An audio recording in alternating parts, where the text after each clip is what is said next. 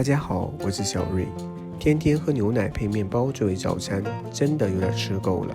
今天我们换个卷饼来作为早餐吃，省时而且味道也不错。我们需要将卷饼的内料准备出来。首先，我们需要将小葱和香菜切成末，午餐肉和黄瓜切成丝。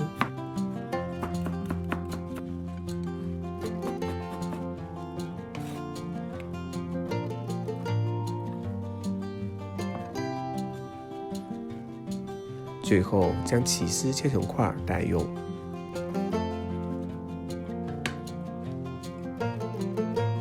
我们最好将午餐肉丝在锅中煎出香气，这样放在卷饼里更好吃。当午餐肉丝的表面煎成金黄色的时候，将其取出。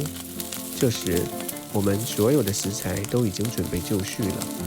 现在我们来做卷饼。在热油锅中加入一个鸡蛋，将卷饼铺在鸡蛋上，用手把卷饼下的鸡蛋戳破，待鸡蛋凝固后翻面。此时我们准备加入准备好的食材，这时最好将火的大小调成小火，以防饼皮被烤焦。可以依次加入午餐肉丝、黄瓜丝、香菜末和小葱末，然后加入自己喜欢的酱料。你可以加入甜面酱、烧烤酱，或者像我这样加入老干妈。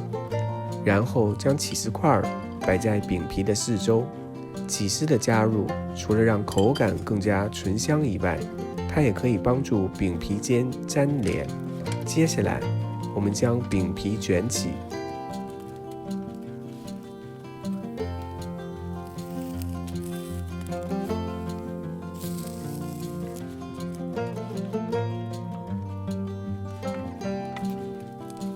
待卷好的饼皮的两面都煎至金黄色即可。